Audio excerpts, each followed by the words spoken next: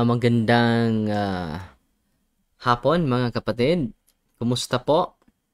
At welcome sa ating live ngayon. Ipan-connect, no? Reconnecting pa yung live natin. So,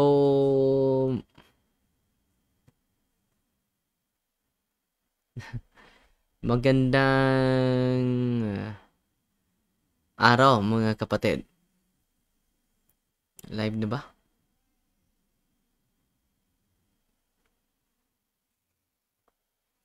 Kumusta po mga kapatid? Tinitingnan sa natin. Hindi pa na live dito. Ang hina ng signal. Okay na lang? Okay. May nagpadala sa atin ng sulat mga kapatid ngayong araw na ito from pakita mo yung no? Sino nagpadala sa atin ng sulat, babasahin natin. Sa Bisaya po ito. Si Nanay Lula Crispina Legaspe Dango, no? So nagpadala sa atin ng LBC sa Santul, La Filipina, Tagum City, Davao del Norte. Ang layo pala nito. So, okay ba lang yung audio natin, mga kapatid? No? Lakas ba? So, sino ko pa nakita sa monitor yung live natin? Andito na. So, sabi niya dito, atin lang tatagalugin. Pero mahirapan ko sa pagbasa sa kanyang mga sa kanyang sulat, pero susubukan natin i-Tagalog din. Maayong adlaw kanimo, Father Darwin, October 28, 2023. So, ating babasahin itong sulat niya, healing experience niya. Follower ko nimo, Padre, sa punto per punto.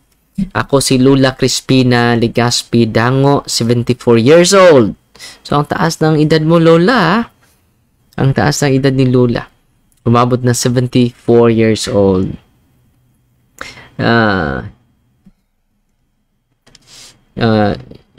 Hinag na padre. Sana hinog na padre. Pwede na ma-harvest, no? hinog na daw. Pwede na harvest. Dahil minsan yung humil natin ay ang average na edad natin ay 70. Pero si Nanay Lola ay 74 na. Taga Lubok ko, Patre. So, taga Bohol pala siya, pero nandun na siguro siya nakatira sa parokya sa Santola, Filipina, Tagum City, Davao del Norte. Pwede akong i-share ang akong experience sa mga sacramentals. So, meron siyang magandang experience sa mga sacramentals, mga kapatid. Ito ang ating babasahin, no? October 11, isimba ko. Sumasamba siya sa parokya. Wednesday po, inahan sa Kanuning Panabang. Sa Sacred, taod-taod ni abot akong brother nangita og pari. No? Maya-maya, dumating yung kapatid ko na naghanap ng pari. Natinga ko, dre nga nung nangita og pari, nagulat ako bakit siya naghanap ng pari. Kay di ay mangumpisal. No? Kay merong mangungumpisal. Holiday ko kay almost 40 years. Saan nalipay ko. Nalipay dahil din holiday na. Hindi ko mabasa yung Nalipay ko kay almost 40 years na walay kumpisal. Members na siya sa KBL.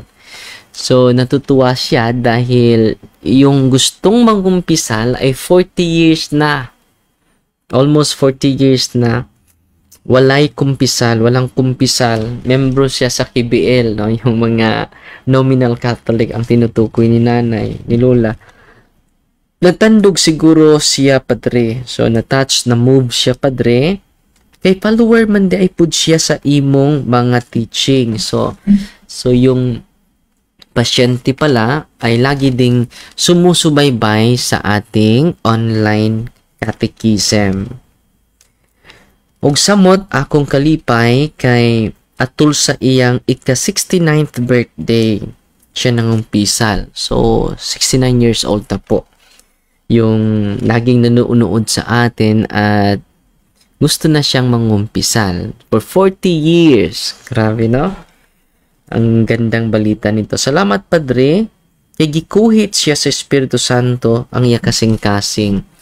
So, nagpasalamat si Lula Crispina dahil sa lagi niyang pakikinig, panunood sa ating programa ay na-converted din sa gawa ng Espiritu Santo at tatanggap niya ang sakramento ni Kristo sa pamagitan ng kamay ng ating mga kaparian. Okay lang ba yung audio natin, mga kapatid?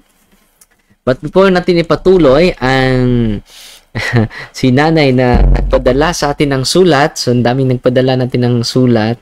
Pangalawa na po ito. Binabasa na ko kanina. At magbasa muna tayo ng mga komento, mga kapatid, ni Sister Lebra. Father, please include my newborn baby in your healing prayers po.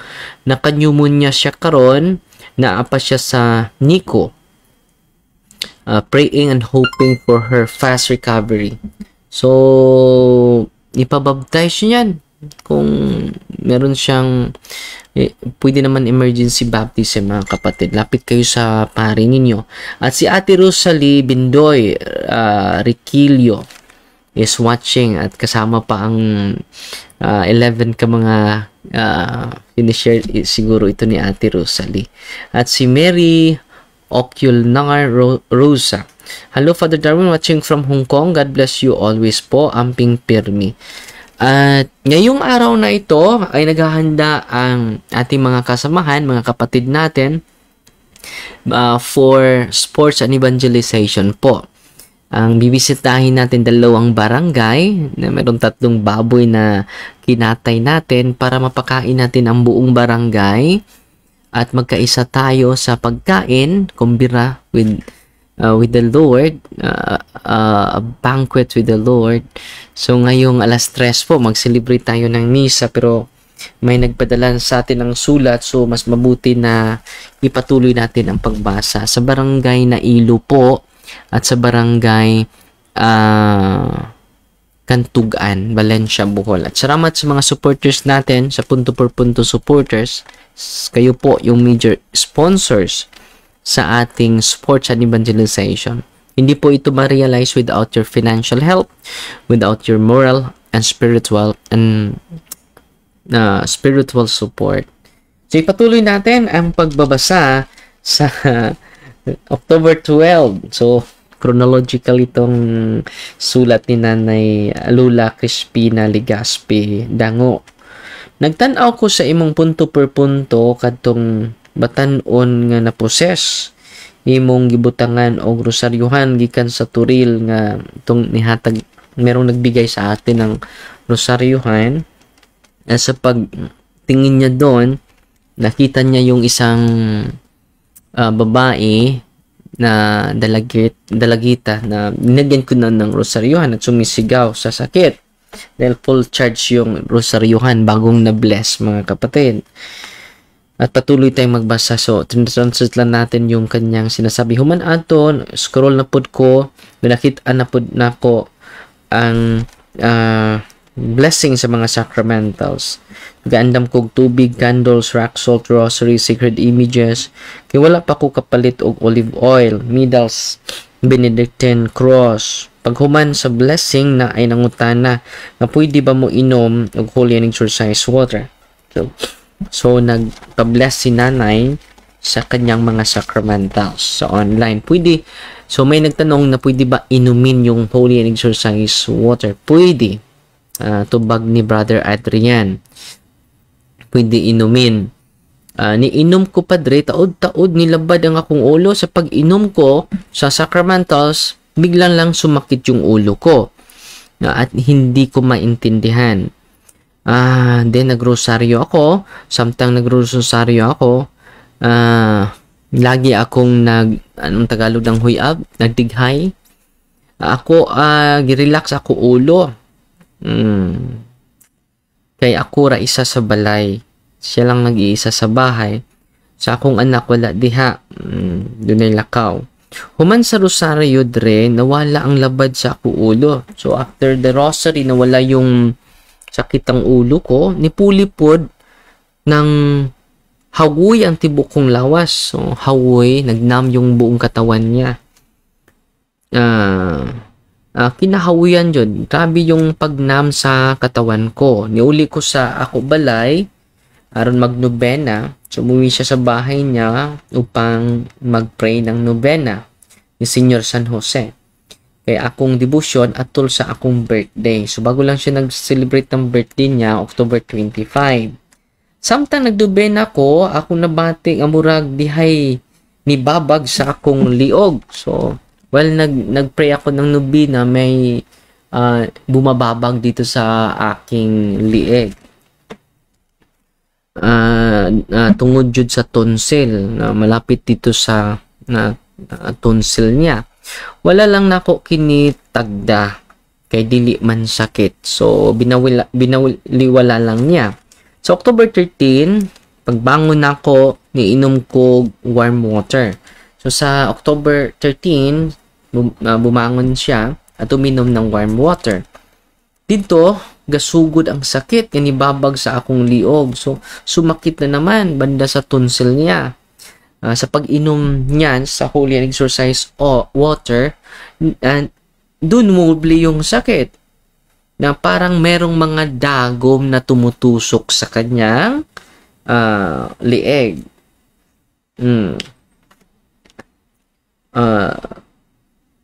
Talinis jud nga dagom, no? na feel niya yung matulis na karayom na nandyan sa kanyang lieg. Imong mabati, sige ra kog pangros sa imong gitudlo nga in the name of Jesus of Nazareth. So nagpray siya ng deliverance. I command you to depart directly from my body and go immediately and directly to the cross. And then paulit-ulit daw niya na pinagdasal yan. Nawala ang sakit sa aking lieg. And then, kinuha ko yung cross sa rosaryuhan at nilagay ko sa liig ko. Kaluoy ng Diyos. Kaluoy sa Diyos. Sa awa ng Diyos, hinay-hinay nawala ang sakit sa akong liog. Gradually nawala yung sakit sa aking lieg. Wala nang bumalik hangtod karon, hindi na bumalik until now. Ang sakit ng sa akong liog, ang sakit sa aking lieg. Pagka-powerful sa gahom sa Ginoo. How powerful is the power of God. Dili masukod, dili matugkad, dili ma-explain. Hindi natin masukat at hindi natin ma-fathom, hindi ma-explain ang power ni Mama Mary kasi she is the pure. When Mary is present, Satan is absent. God is good. Grabe kaayo, Father. All the time, siyempre. So, yung mga blessing, very effective. Kaayo, Padre. You have given a special power from God. So, lahat ng pari po, pwede makabless ng mga sacramentals. Mo ni, akong testimony, Padre. Dugay na ko practice sa cares. Pero wala pa makomplete ang S kay nakutan among Cathedral of Deliverance Handbook. No? So, huwag ka maglalalain. Pinupost ko yung deliverance prayers sa sa punto per punto staff. No? Tingnan mo doon, kindly visit the punto per punto staff. Pinupost natin yung prayer of deliverance kung wala kayong deliverance handbook po. Always ko gaampo, Padre, nga tagan unta ka sa Ginoo o taas pang kinabuhi. No, lagi siyang nagdasal na mabigyan tayo sa Panginoon na mataas na buhay o baskog na panglawas, no, at matibay na pangatawan. Aron daghan pa kag mga kalag maluwas. Meron pang maraming mga kaluluwa mailigtas. Nakahinumdum ko nga daghan kag faith healer nga Kay numdum ko nga daghan kong faith healer giduulan. Ang isa dagom ang ilang gamit sa pagtambal. Mao siguro nga murag lusok ang akong liog og dagom. So maraming beses daw siya na lumapit sa mga faith healer na ang gamit nila sa pagpanggamot ay karayom. Kaya nga nag-react daw siya sa mga sacramentals. Last na lang, Padre, na ako'y 3-in-1. Sacred Heart of Jesus, Immaculate Heart of Mary, San Jose, 3-in-1, Padre, the Holy Family, dili kape. Salamat, Jamong, Padre, sa pagbasa. Pasensya sa kataas akong sulat. God bless. See you around. See you soon, Dre. Lola Crispina. So, binabasa na natin yung sulat ng Lola Cristina dahil pupunta na tayo sa sports and evangelization natin ngayon. At magbabasa lang tayo ng ilang comment dahil mayroong pastor naghihintay sa atin, baka babalik na siya sa simbahan. Naghihintay natin sa labat. Meron ding ilang pasyente naghihintay natin. So, salamat sa Diyos na sa pamagitan ng kanyang sakramento at sa pamagitan ng mga sacramentals, maraming mga kapatid natin na natulungan, na enlighten and guided, mga kapatid. Si John Irvin Lloyd Junsay, any tips po, Father, sa pagka-altar boy, sending forth na ako sa December 10. Patuloy, dasal ka ng banal na rosaryo at read the Bible always. And contemplate the Word of God because the Word of God can inspire us and the source of our hope. At si Sister Imper Raba Sano, good afternoon, Father. Salamat sa tanan. Super nice and clear ang voice dire. Salamat ni Brother Elton, Joseph Elton Salimbahon. Provide sa atin ng mga mini studio natin dito sa loob mismo ng ating kwarto. No, anytime kung bakante lang tayo, i-share natin yung magandang karanasan, magandang mga experiences sa ating mga kapatid dahil sa mga paraan ng simbahan. Si Modo Francis is watching. Si Ellen Polo Reyes, please pray for complete healing for my son. Please, Father Darwin Anuber. His name, Ziva, ang hirap ng pangalan niya, Zivastin Reeves Reyes. So, isali ko siya sa aking misa ngayon. Okay? Si Sadie Glenn Garian, happy Saturday, Padre Darwin. Heidi Racho, Father, mayong hapon, asa sa Tagum City. Nandyan ba yung yung pastor? Papasukin mo dito. I-recognize lang natin yung kapatid natin na pastor na bisita natin ngayon sa parokya. At si Virina Lapes, ayong palis, Father Darwin, good morning. Asa no? Amado. At si Muda Francis, Father, madami na akong message sa'yo. Hindi ko na mabasa, pasensya na po dahil ang daming nagme-message sa atin. At si Lita Cisneros Palir, please pray for my grandchild for her cup. So, kung meron kayong mga sacramentals, gagamitin nyo yon. Gamitin mo ninyo yung mga sacramentals na kinakailangan. At, so, dito dong, kaya itong interviewin na itong bisitang pastor. Asa maron? Pasulod na rin. Dadaanin yung kuwan. So, nandito tayo sa studio at isa ka ani, uncle mo dong? Pastor. Brad, Pastor Lito. Bro, dali bro, so dali. Kumusta? Dali, nag-live ta kaya itong interview ho na. Kumusta bro? Ikaw, lingkuran na dong. Ito sa interview ka dali, mga 10 minutes. Itong founder na sa ito tinuhuan niya dong? Sa una? Church of God, dali bro. Kumpiyari kaya itong interview ho na itong bisita karon. Ni bisita dyan na to. Pag ayaw, dali. Sibog ka rin bro. Dugagi ko sa dong. Sibog gamay na rin bro. So, si Pastor Lito Gilias. Klaro dong? Pastor Lito, kumusta? Okay raman sa nakita na siya? Yeah. Sibog gamay dong? Sibog gamay? Sibog lang na ari, bro. Anak, makita siya. Oh. So, musta pastor? Tira kayo. Ang Salamat sa pagbisita diri. tungod mangod sa pag-umangkon ba nga atol pod sa reunion na mo. Ya, diri pod na held ang kuan. Ito ina ko nga mahimamat ko kay murag unom naman siguro katuig nga Nilabay. Oo. Kahimamat ta. Nya naapo ko'y kuan kay kabalo man ang mga amigo na ko nga mga CFD pod sa kuan Tagum, sa Davao, sa Panabo. Nagpaabot sila pangamusta si Muha, labi na si Chris Hosol. Ingon siya nga ipangamusta lang ko ni Padre dito. Makita mi bago lang. Oh, og si kuan sa Tagum si Ramon, kalimot ko sa apelyido na to. Kapalar ba to? Og si sa Davao si kuan kaning Remigio Kimson. Insa nga pangamusta lang mi dito kay kaabot man gyud ko dito. Kung makaabot gyud ko dito kay naamantay linya akong pagumangkon sa Odman. Tinuod. Welcome diri sa Bohol, pastor.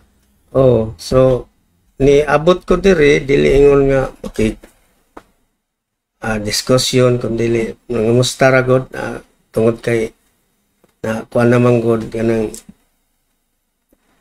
parehagod sa mga CFD sa Tagum, CFD sa Panabo ug sa Davao murag nasuod na nako kay mao namang gyoy kada Domingo mag-aabot man ni tanan dito. So dili na ingon nga magkuan pa taog kuan nang wala na yung bisag lahi-lahi taog pagtuo pero di lang nato i-kuan tungod kay ako mangganing ginakuan nga dito sa Bohol. Promote mangani ka na ako nga ang tawag nimo sa kuha pinangga ng igsoon. Kita ko to. So wa man tay tumo nga makiglantogi pa. Salamat kay pastor. Pastor Lito. Apelyido ni pastor? Gilias, no, sa Panabo, Davao del Sur. Yung founder ko din siya sa ito nga si mong kinuhaan, pastor? Church of God Family Worship Center of Panabo Incorporated. Church of God. Naagi Incorporated ba? Pwede tamo kuan sa mga amigo dito? Pamusta? Hi sa mga amigo diha ng mga CFD, labi na si kuan nga vloggers pod si Reggie Bungabong, si kuan Melvin kinsa pa nang isa kauban nila ni Bitonyo. Delio Bitonyo, kamusta mo diha? Kaabot ra gid ko diri sa Bohol unya. Salamat kay maayo kay sila mo abi-abi sa kuha diri. So mura gyud akong dako nga pasalamat sa ilabi na sa akong mga pag-umangkon nga mogi hinungdan nakaabot ko diri. So mura gyud na akong ikasulti. Ikaw salamat kayo Pastor Lito atong bisita karon nya matin po na siya sa sports and evangelization. Doon na tayo misa karong alas 3. O salamat kay sa pagbisita. Ano sa mga kamabalik sa Panabo? Pizza G's. Pizza G's. So Pizza G's. So karong Martes. Martes ba na? Bernes, no? Salamat kay Pastor Lito onya mag-uban taron unya live ta karon sa Facebook nako ug sa YouTube channel pud nato makita pud ni yan bisita tong amigong pastor o matud pa niya na bisag kalain atong mga opinion o mga pagtulun-an. Importante nga naa ang respeto, naa ang gugma mo patigbabaw kanon na naman nagkailan nimo diri Pastor Lito na nag-comment nabot man sa Pastor Lito diha no. Oh. Taga Davao siguro ni no. So pasensya na mo kalit lag close ang atong to video mga igsuon siguro ni siya ma-charge. So salamat kayo sa inyong pagsunod mga igsuon at pagsubaybay laging pagsubaybay sa ti programa at Fight Team Maria Tatak Safety with a Humble Heart. God bless. Bro, Lito. Pastor. Salamat kayo. Akalain ta.